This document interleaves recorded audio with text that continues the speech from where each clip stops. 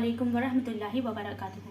Welcome to यूनानी modern notes. और आज के इस वीडियो में हम फर्टिलाइजेशन के बारे में पढ़ेंगे। स्टार्ट करते हैं इसके डेफिनेशन के साथ। It is a fusion of male and female nucleus to form diploid zygote. कहाँ पे होता है? Ampullary part of fallopian tube. Life span ovum और स्पर्म का क्या है, थोड़ा देखते हैं।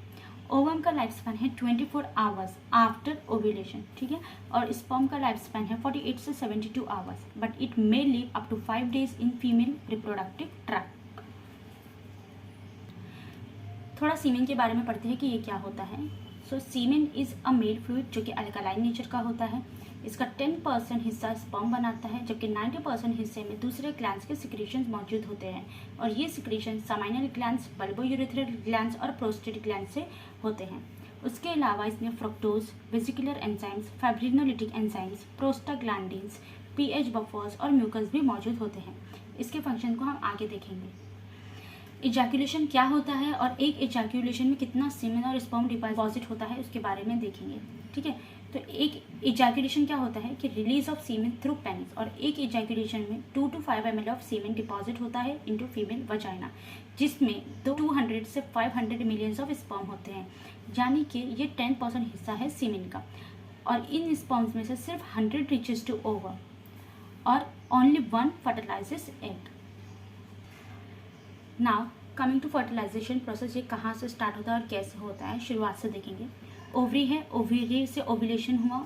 ओव्यूलेशन जब होता है तो ये जो फिम्ब्रियल एंड है, इन्फेंटिबुलम के लास्ट पार्ट, जो ओवम को कैच करते हैं और जो फैलोपियन ट्यूब की पेरिस्टाल्टिक मूवमेंट जो है ओवम को आगे एम्पुलरी एरिया तक पहुंचाती है। एम्पुला में अब ओवम एट रेस्ट स्टेट पे है। अब सीमेन है जो डिपॉजिट होगा फीमेल वजाइना में, उसमें से स्पर्म को इतना डिस्टेंस ट्रैवल करना है, यानी स्पर्म को ज़्यादा डिस्टेंस ट्रैवल करना है ओवम तक पहुंचने के लिए, ठीक है। जब एक इंटरकॉर्स होता है तो इंटरकॉर्स के दौरान मेल इजैकुलेट करता है और सीमेन जो है वो फीमेल वजाइना में डिपॉजिट हो जाते हैं। ये सीमेन है उसमें 200 से 500 मिलियन ऑफ स्पर्म डिपॉजिट होते हैं। जब ये स्पर्म ट्रैवल करना चालू होते हैं तो एक एंजाइम है जो इन स्पर्म्स को दूसरे केमिकल कंपाउंड्स के साथ इंटैक्ट करके रखता है, जो कि सीमेन में मौजूद होते हैं, ताकि जो स्पर्म है वो वजाइना से बाहर ना जाए। ये जो एंजाइम है उसका नाम है वेसिकुलर एंजाइम, क्योंकि ये सामाइनल वेसिकल से सिक्रीट होता है, इसलिए इसका नाम वेसिकुलर एंजाइम रखा गया है। स्पर्म को ये 20 मिनट तक कोआगुलेट करके रखता है। जब स्पर्म सर्विक्स तक पहुंचते हैं तो एक फाइब्रिनोलिटिक एंजाइम होता है जो कि इनको पतला करता है, यानी इनके कोआगुलेशन को तोड़ता है और स्पर्म को ईजी एंट्री प्रोवाइड करता है ताकि वो ईजिली यूट्रस तक ट्रैवल कर सके, ठीक है। अब स्पर्म को लॉन्ग डिस्टेंस ट्रैवल करना है, इसको एम्पुलरी एरिया तक जाना है, बहुत ज़्यादा डिस्टेंस ट्रैवल करना है, तो इसकी मूवमेंट में यानी कि ट्रैवल में क्या चीज़ें हैं जो हेल्प करती है। सबसे पहले है इसका फ्लैजिला, ठीक है, जो उसकी मोटिलिटी में हेल्प करता है। दूसरा है फ्रक्टोज। फ्रक्टोज कैसे हेल्प करता है? इसको इतना लॉन्ग डिस्टेंस ट्रैवल करना है। क्या होता है कि स्पर्मेटोजोआ जब बनता है तो जो माइटोकॉन्ड्रिया है सब इसके एक साथ कलेक्ट होकर स्पर्म का मिडल पीस बना लेती हैं। सीमेन में जो फ्रक्टोज होता है, जब स्पर्म ट्रैवल करते हैं तो ये फ्रक्टोज माइटोकॉन्ड्रिया यूटिलाइज करता है, इसका एटीपी बनाता है और इसको as a source of energy इस्तेमाल करता है, ठीक है। तीसरी चीज़, जब स्पर्म ये यूट्रस तक पहुंच जाते हैं, सीमेन में प्रोस्टाग्लैंडिन, ठीक है, जो कि मेल से सिक्रेट हुआ है, और वुमेन में इंटरकॉर्स के दौरान क्या होता है कि posterior pituitary oxytocin hormone secrete करती है।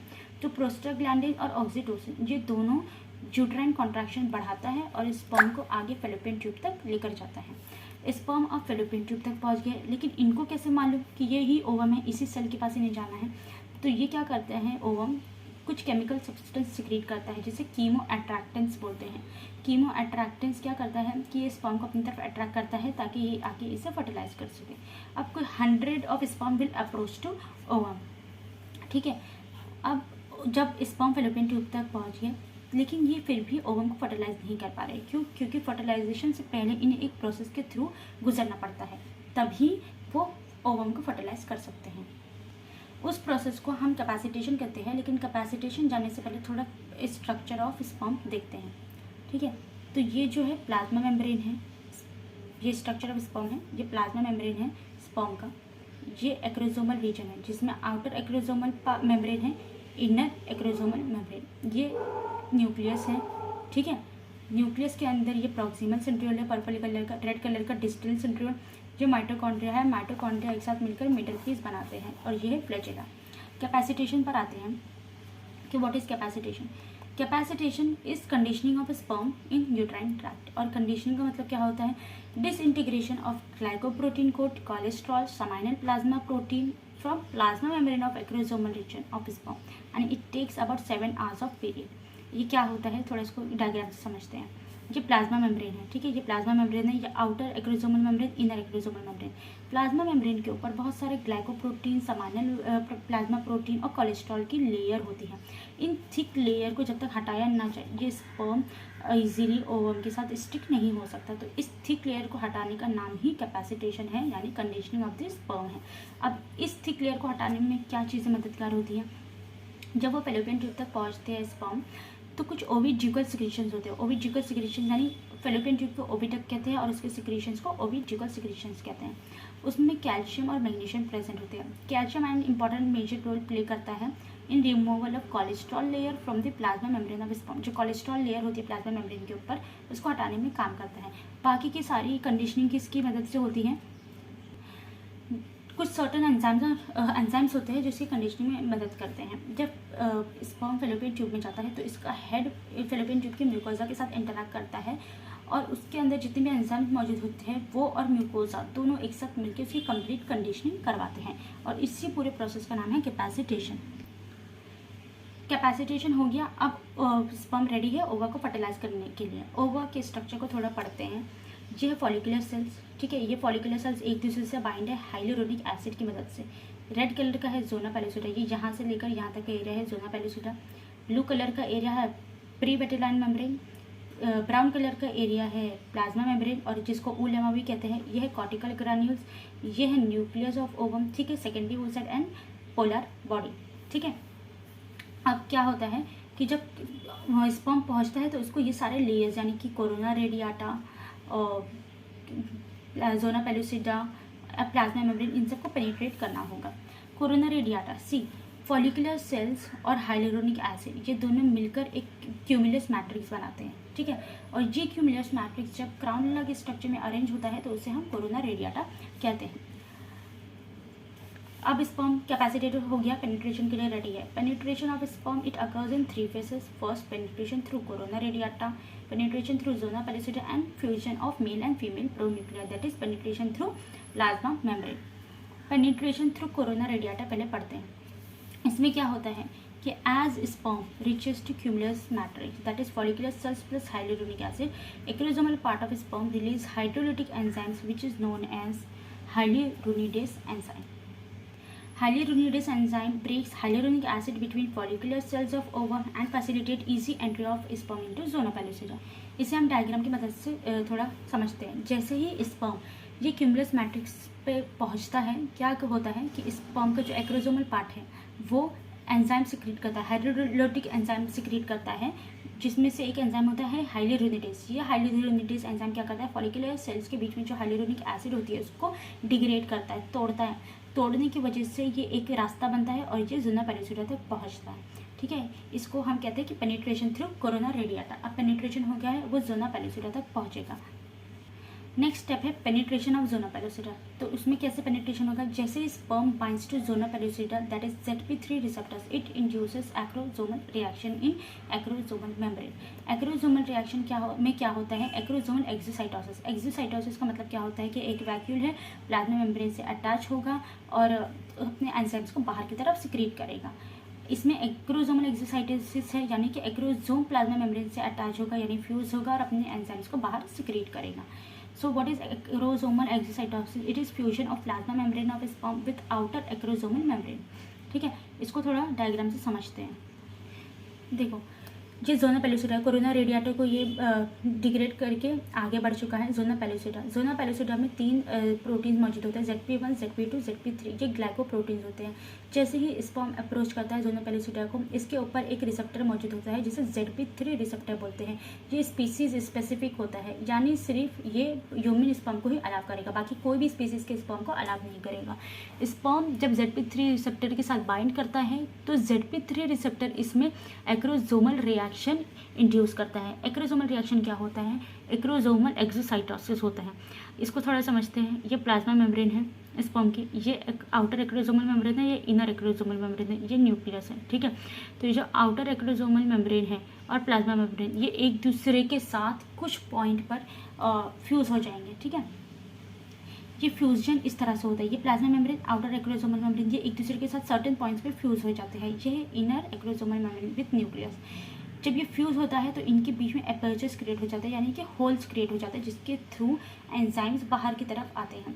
इस प्रोसेस के दौरान क्या होता है कि स्पर्म का जो हेड पार्ट है, ये जो सारे जो ऐसे टुकड़े दिख रहे हैं, ये पूरा डीजेनरेट हो जाता है, पूरा खत्म हो जाता है, यानी कि स्पर्म का पूरा हेड खत्म हो जाता है। Only posterior part left. तो मतलब अब हमारा स्पर्म ऐसा दिखेगा, inner acrosomal membrane with nucleus with middle piece and flagella. तो इसको पूरा पोस्टीरियर पार्ट ऑफ स्पर्म कहते हैं। जब ये अपने हाइड्रोलैक्टिक एंजाइम सिक्रीट कर देते हैं तो ये क्या करता है, इस ज़ोनो पेलुसिडा को डाइजेस्ट करता है। Fusion of plasma membrane of sperm with outer acrosomal membrane, it causes release of hydrolytic enzyme. और हाइड्रोलिटिक एंजाइम्स क्या होते हैं? Acrosin, trypsin and hyaluronidase. ये तीनों act together and help in digestion of zona pellucida membrane. ठीक है, corona radiata digest हो गया है। ठीक है, ज़ोनो पेलुसिडा डाइजेस्ट हो गया है। अब स्पर्म पहुंचता है प्लाज्मा मेम्ब्रेन, यानी कि ऊलेमा ऑफ ओवम। वहाँ पे वो फ्यूजन ऑफ मेल और फीमेल प्रोन्यूक्लियर कराएगा। ठीक है, fusion of male and female pronuclear. हमारे पास पोस्टीरियर पार्ट ऑफ स्पर्म बचा है। ठीक है, अब वही जो करेगा वही करेगा। As the posterior part of sperm touches oolemma, मतलब प्लाज्मा मेम्ब्रेन ऑफ ओवम, ये 3 रिएक्शन इंड्यूस करता है। What are the reactions? It induces influx of sodium ion plus calcium production through smooth endoplasmic reticulum, cortical reactions, and completion of meiosis II to form definitive ovum and second polar body. ठीक है, तो जैसे ही sperm touch करता है, पहला reaction क्या होगा कि इन्फ्लक्स ऑफ सोडियम आयन। ठीक है, क्या होता है कि स्पर्म आया, इसने ऊलेमा यानी प्लाज्मा मेम्ब्रेन ऑफ ओवम को टच किया। जैसे सिर्फ टच करने से 3 रिएक्शन थे। पहला रिएक्शन क्या होगा कि सोडियम इन्फ्लक्स। जैसे ही वो टच करता है, जो ऊलेमा के अंदर सर्टेन चैनल से वो ओपन हो जाते हैं, जिसकी वजह से बाहर का जो सोडियम है वो अंदर इन्फ्लक्स हो जाता है। मतलब बाहर नेगेटिव प्रेशर ग्रेडियंट बन गया और अंदर पॉजिटिव प्रेशर ग्रेडियंट बन गया। तो ये नेगेटिव प्रेशर ग्रेडियंट की वजह से क्या होता है कि ऊलेमा में फास्ट ब्लॉक होता है, यानी ब्लॉक जो होता है वो विद इन सेकेंड होता है, इसलिए इसको फास्ट ब्लॉक कहते हैं। मतलब ऊलेमा इम्परमिएबल बन जाता है ताकि दूसरे जो स्पर्म है वो अप्रोच ना कर सके। ठीक है, तो इस तरह ऊलेमा इम्परमिएबल बनकर पॉलीस्पर्मी को प्रिवेंट करता है। दूसरा चीज़ क्या होता है कि production of calcium ion to promote metabolism. ठीक है, प्रोडक्शन ऑफ कैल्शियम आयन होता है। प्रोडक्शन ऑफ कैल्शियम आयन क्या करता है? It promotes metabolism of ovum for further growth and development. Calcium ion क्या करता है कि फटाफट प्रोड्यूस होता है स्मूथ एंडोप्लाज्मिक रेटिकुलम से। और ये क्यों होता है? ताकि जो ओवा का मेटाबॉलिज्म बढ़े, और मेटाबॉलिज्म की वजह से उसको आगे क्लीवेज, मोरुला और ब्लास्टोसिस में हेल्प होती है। ठीक है, अब दूसरा रिएक्शन क्या इंड्यूस करेगा? Cortical reaction. So induction of cortical reaction. इसमें क्या होता है कि cortical granules which are present inside the plasma membrane of ovum, it goes to periphery of plasma membrane. ठीक है, अंडरगोज कॉर्टिकल एक्सोसाइटोसिस। मतलब यहाँ पे कॉर्टिकल जो मेम्ब्रेन है वो प्लाज्मा मेम्ब्रेन के साथ फ्यूज होगी, अपने एंजाइम्स बाहर निकालेगी। ठीक है, that is fusion of cortical granules with plasma membrane of ovum. And cortical granules जो होता है वो लाइजोसोम से भरा पड़ा होता है। ठीक है, तो lysosome it releases lysosomal enzyme. जैसे ही fusion of cortical granules with plasma membrane of ovum होता है, it releases lysosomal enzymes, and these lysosomal enzymes what they do, they inactivate ZP3 receptors of zona pellucida, inducing slow block in zona pellucida, and this is known as zona reaction. इसको थोड़ा हम diagram से समझेंगे। सी sperm approach हुआ, जैसे ही आता है वैसे चैनल्स ओपन हो जाएंगे, सोडियम इन्फ्लक्स होगा और उसके साथ साथ कैल्शियम आयन का प्रोडक्शन होगा स्मूथ एंडोप्लाज्मिक रेटिकुलम से। ये ओवा का मेटाबॉलिज्म बढ़ाएगा फर्दर ग्रोथ के लिए, और सोडियम आयन फास्ट ब्लॉक करवाएगा इन ओलेमा। ठीक है, ताकि पॉलीस्पर्मी प्रिवेंट कर सके। दूसरा क्या होगा? Induction of cortical reaction. Cortical reaction में क्या होता है? कॉर्टिकल एक्सोसाइटोसिस, यानी कि जो कॉर्टिकल ग्रैन्यूल्स है वो प्लाज्मा मेम्ब्रेन के एंड पर आ जाते हैं इस तरह से। ठीक है, अब जब एंड पर आ जाते हैं तो ये प्लाज्मा मेम्ब्रेन के साथ फ्यूज करते हैं और अपने जो एंजाइम्स है उनको बाहर रिलीज करते हैं। ठीक है, ये प्लाज्मा मेम्ब्रेन से इस तरह से फ्यूज़ हो जाते हैं और एंजाइम्स को बाहर रिलीज करते हैं। ये ज़ोना पेलुसिडा में जाते हैं और ज़ोना पेलुसिडा में जो रिसेप्टर मौजूद होते हैं ZP3 रिसेप्टर्स, इनको इनएक्टिवेट कर देते हैं। यानी ज़ोना पेलुसिडा में कॉर्टिकल रिएक्शन की वजह से जो चेंजेस होते हैं उससे ही हम ज़ोना रिएक्शन कहते हैं। ठीक है, तो जब कॉर्टिकल जो रिएक्शन है उसकी वजह से जोना रिएक्शन होगा, जोना में चेंजेस होंगे, उसके रिसेप्टर्स इनएक्टिवेट हो जाएंगे, जोना इम्परमेबल बन जाएगा। ये जो चेंजेस होते हैं ये जोना पेलुसिडा में, यानी जोना पेलुसिडा धीरे धीरे ब्लॉक कर रहा है, उसके रिसेप्टर्स ब्लॉक हो रहे हैं। ठीक है, तो इसको ये स्लो ब्लॉकेज कहा जाता है, यानी स्लो ब्लॉक कहा जाता है। और क्योंकि इसमें टाइम होता है, इसको प्रोसेस के लिए टाइम लगता है, इसलिए इसे स्लो ब्लॉक बोला जाता है।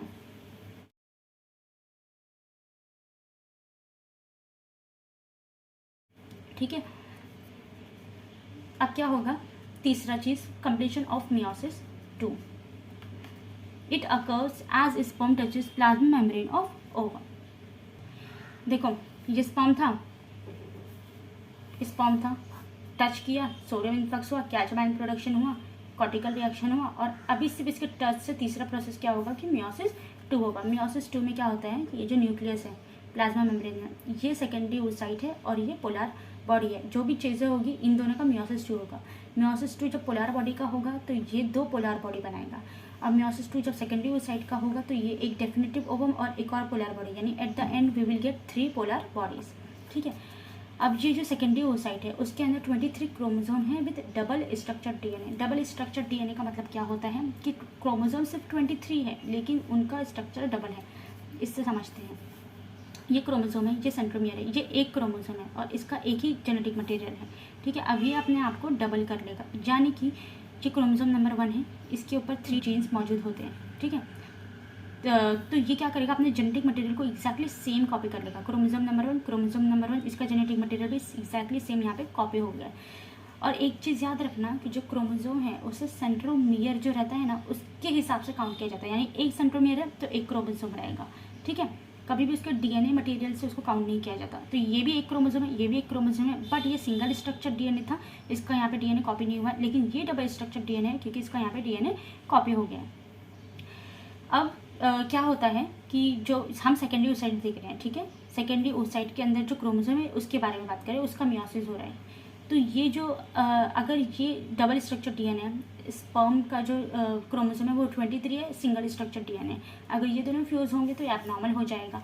ठीक है, 3n हो जाएगा। तो ये मियोसिस 2 करता है, और मियोसिस 2 में क्या करता है कि जो इसका एक कॉपी है, ये एक क्रोमोसोम नंबर 1 है, ये अपनी कॉपी को पोलर बॉडी के फॉर्म में वेस्ट कर देता है, यानी कि सारे के सारे 23 जो क्रोमोसोम है वो अपनी एक एक कॉपी को जमा करेंगे और उसको पोलर बॉडी के फॉर्म में वेस्ट कर देंगे। और पोलर बॉडी में जो होता है वो लेस साइटोप्लाज्म होता है। ठीक है, तो इसके एक कॉपी के साथ सारे साइटोप्लाज्म सब कुछ होगा और एक कॉपी के साथ कम साइटोप्लाज्म और कुछ भी नहीं होगा, तो इसे ही हम पोलर बॉडी कहते हैं।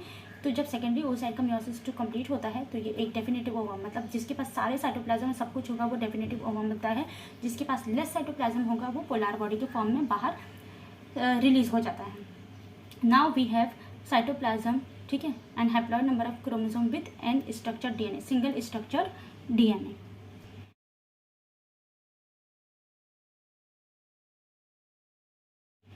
ठीक है, तो अब स्पर्म की टचिंग से 3 प्रोसेस हमारे कंप्लीट हो गए। ठीक है, सोडियम इन्फ्लक्स हो गया, कैल्शियम प्रोडक्शन हो गया, हाँ, कॉर्टिकल रिएक्शन हो गया, मियोसिस 2 भी हमारा कंप्लीट हो गया। हमारे पास सिंगल स्ट्रक्चर डीएनए है, 23 हैप्लॉइड नंबर ऑफ क्रोमोसोम।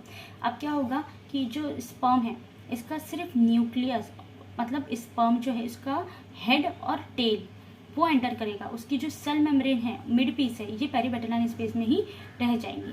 ठीक है, तो ये जो स्पर्म है इसका हेड और टेल अंदर गया और इसकी जो सेल मेम्ब्रेन है, मिड पीस है, ये पेरीबैटलाइन स्पेस में ही रह जाएंगे। उसके साथ साथ जो मियोसिस 2 करके हमको 3 पोलर बॉडीज़ मिली थी, वो 3 पोलर बॉडीज़ भी पेरीबैटलाइन स्पेस में आ जाएंगी।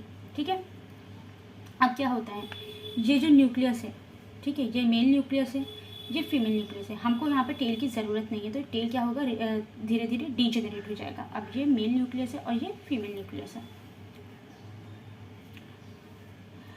ये जो न्यूक्लियस है मेल और फीमेल, ये इनका कैरियोगामी मतलब फ्यूजन ऑफ न्यूक्लियस है, और एम्फीमिक्सिस यानी कि fusion of the genetic material, ये होने से पहले क्या होगा कि ये दोनों अपने जेनेटिक मटेरियल को वापस डबल करेंगे क्योंकि इनको आगे भी प्रोसेस करने हैं।